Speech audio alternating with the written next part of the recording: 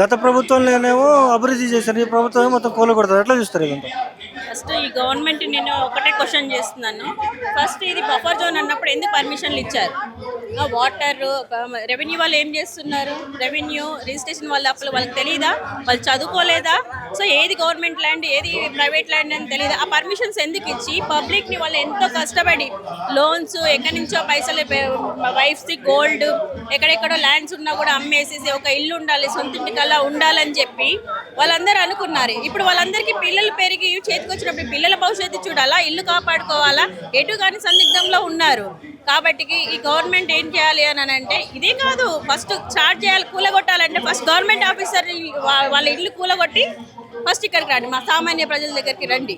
So అది చేసిన తర్వాతనే మేము వాళ్ళు కూడా ఇచ్చారు కదా మేము కూడా చేస్తాం. బ్యూటిఫికేషన్ అంటే ఏందండి? మన దేశంలో ఎన్నో గుళ్ళు గోపురాలు ఉన్నాయి, ఎన్నో సంపదలు ఉన్నాయి, వనిజ సంపదలు ఉన్నాయి. అవన్నీ కూడా మనము బ్యూటిఫికేషన్ చేసి టూరిజం స్పాట్ని పెంచవచ్చు. ఈ నది ప్రక్కనే ఉండి టూరిజం స్పాట్ పెంచాలని ఏం లేదు.